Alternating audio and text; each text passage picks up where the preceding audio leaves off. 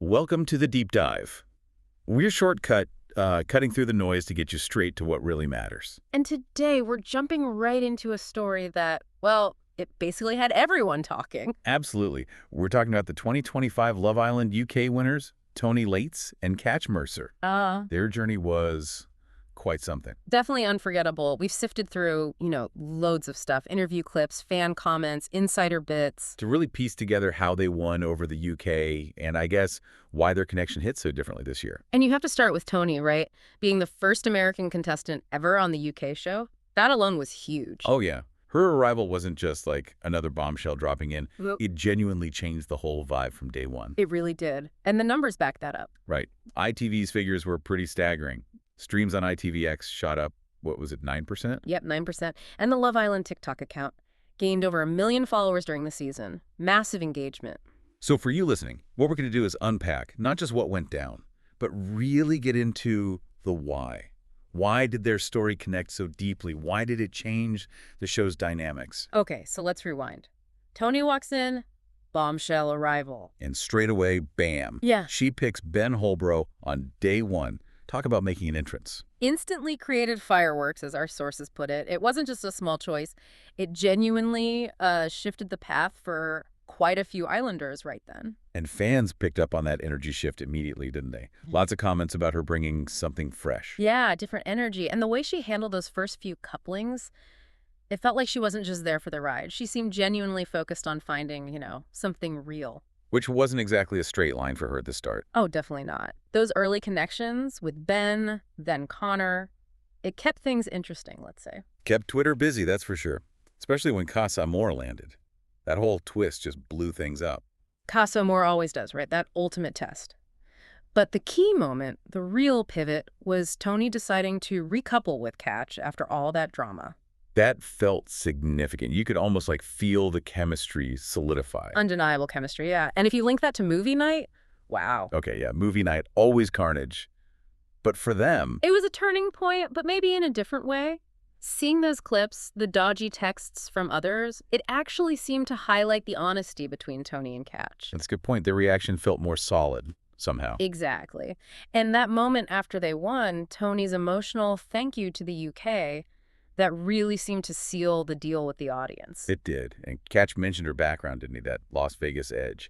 How much do you think her being American actually played into their connection, the villa dynamics? Well, Cach seemed to think it was pretty significant. He described it less as like a geographical thing and more about her vibe. Her directness. Yeah, her direct communication style. It was maybe a bit different from the usual, more subtle UK villa interactions.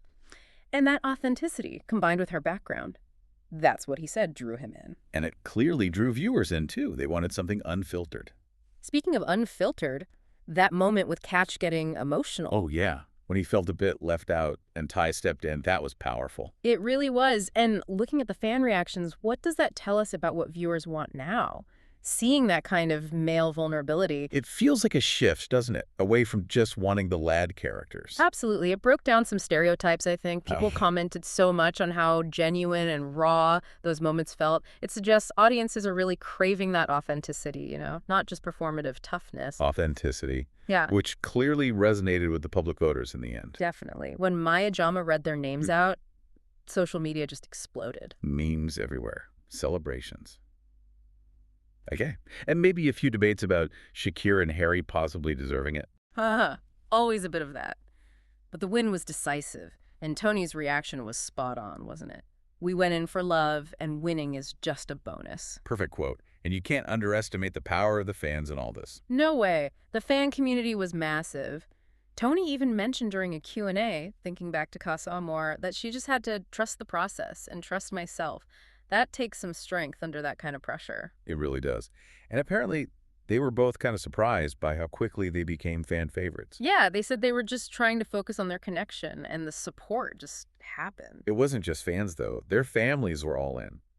Toni's sister apparently predicted she'd shake things up. And Cactus' mom saying she'd never seen him so happy. Those little messages from home, they both said, were so important for keeping them grounded in that bubble. Yeah, like a reminder of the real world. Okay, so let's talk turning points. Those moments that really define a winning journey. Right. For Toni, sources pointed to that moment she decided to let her guard down more. Apparently after a big heart-to-heart following a pool party. What did that signal, do you think, in terms of her growth? It felt like her shedding maybe a bit of that protective Vegas edge when it came to her emotions. Showing real vulnerability, that's a big arc. And for Cach, what was his defining moment? He pointed to picking Toni after Casa Amor. He really stressed that it wasn't strategy, it was pure emotion. Risking it all, basically. Which again feeds into that authenticity theme we keep coming back to. It wasn't just a game for him. Exactly. But being authentic in the villa doesn't mean you avoid controversy, does it? Definitely not. Mm-hmm. Toni had that big confrontation with Anna, the lipstick incident that went viral. Huge. But it sounds like she reflected on it afterwards. Mentioned they'd messaged and were okay now. Yeah, seems like it. And Cach had his moment too, calling out those lads' holiday type jokes. That sparked a proper conversation, didn't it? About respect, challenging some of those older attitudes. He talked about the pressure of maybe being seen as a role model. But ultimately saying, just be yourself. And if that helps someone, great. Which ties into how these shows can actually sometimes push broader conversations forward about things like gender roles. It's true. But it wasn't all intense drama, was it? They had fun too. Oh, definitely. You need those lighter moments, like Toni's cooking adventures. Yes. The questionable cooking. Cach apparently joked about wearing more spaghetti sauce than he ate one night. See, it's those silly, unscripted bits that make them relatable, right? Shows the real connection beyond the big, dramatic scenes. Absolutely. And didn't they do karaoke? They did. Apparently Toni's got a decent voice, Cach. Well, he gave it his best shot. Let's say he participated enthusiastically. But yeah, those fun moments, the blindfolded food challenge, they build that bond you see on screen. So, fast forward to now. They're officially Love Island history, part of the winner's circle. Big legacy.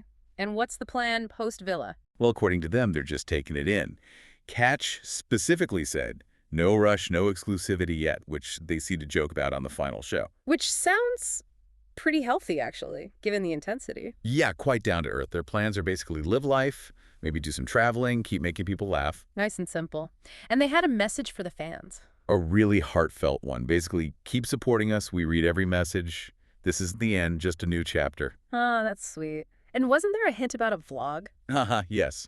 Cach apparently dropped a joke about a possible U.S. road trip vlog.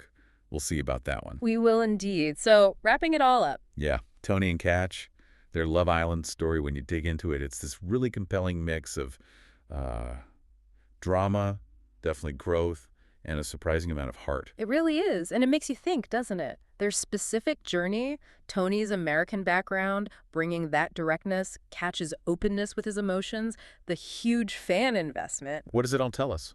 Well, maybe it tells us something about where reality TV relationships are heading. That demand for authenticity seems higher than ever. And maybe their no-rush approach after the show, maybe that offers a clue about how to navigate fame and keep things genuine when the cameras are off. That's a great point. What does authenticity truly look like under that kind of intense public microscope? Something to definitely mull over.